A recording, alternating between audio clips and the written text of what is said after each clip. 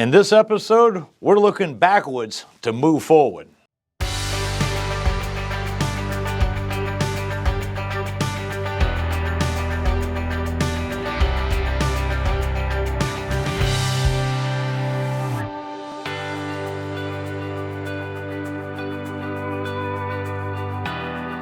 Hello, I'm Chuck Boutall, and welcome to another When It Comes Down to It.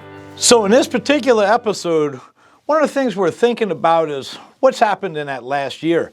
And the main thing we've seen is a lot of new technology coming out in mapping systems and, of course, softwares for operations of business.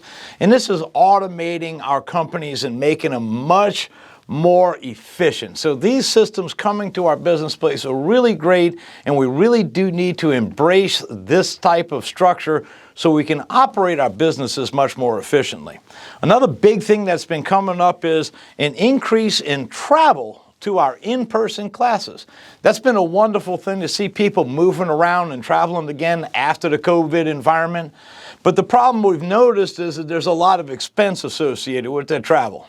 So one of the biggest ways we've seen a major increase in is people taking virtual classes. And one of the things you want to understand about virtual classes is we don't always get, obviously, the hands-on opportunity that we used to have when we were all sitting together, but we still have the ability to communicate with each other, communicate with the instructor, and the camaraderie amongst the students, even virtual, is almost as good as it was in the classroom. And one of the things all of us have done in the virtual training world is develop very high-quality videos to show people how it is. And the brilliant part about this is they can review them over and over again just in case they would have missed something in the live action. One of the things that we just got finished with was actually a combination of both. We had people in our classroom for our restoration retreat as well as many Zoomers online. And these type of hybrid classes, as we're starting to call them in the industry, are quite interesting and dynamic. One of the things that we learned about was Lisa Lavender took us through the operations of the Berks Fire and Water Group and showed us how each department actually touches the accounting world. Most of us think accounting is, well, one department and 4 or 5 people working on nothing but payroll and expenses and that type of stuff. But what we don't realize is that we all touch the accounting world. From the project manager doing the bids and the quotations properly, to operations people handling it and working within the operational hours, and of course our purchasing department buying goods and services for the business. It was very informative how everyone actually touches accounting. And then, of course, Todd R., who was one of our great attendees in classroom, he came up with a great quote we had, which is called the people factor. In other words, we always look at business about equipment and operating overhead and what kind of vehicles, what kind of tools. But one of the things we don't think about is the people factor. How are we working with the people that make the business actually happen for us all? And that is an important thing.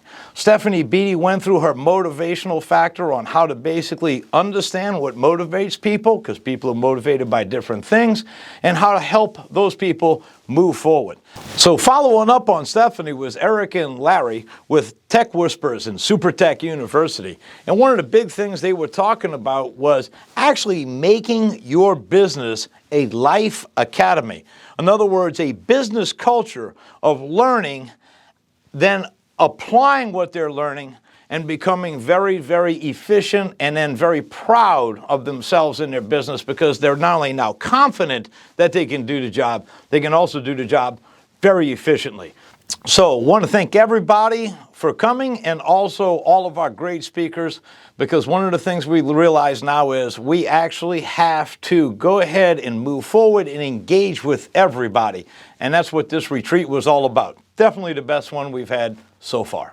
So when it comes down to it, for making a learning environment inside of your business, remember to tee them up.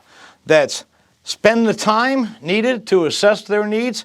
Go ahead and understand the second E is for the energy. You're going to have to put forth some energy. You have to put some energy into the people, because you're going to have to do what? Motivate them to get into those learning courses. And then, of course, the last T is you need a little bit of effort. You're going to have to set them up for success. So that's the idea of it.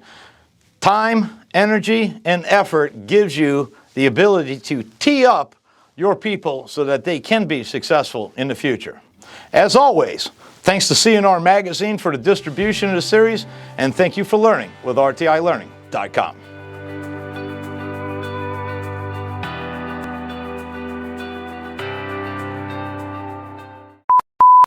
Perfect. Chuck Boutall, when it comes down to it, yeah. And we're on. All right. We can use that for the blooper reel. Making your business a life. Well, it'd be good if I could read it. Okay, so we'll start again on that. Start with Eric. Yeah. So,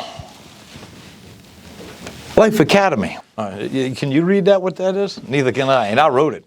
It looks like Redonda. ACA. Yeah, that's why it looks like an R. That's why I was messing with it. So anyway, well, we got more. Got to have bloopers, right? So anyway. Okay, so back to it.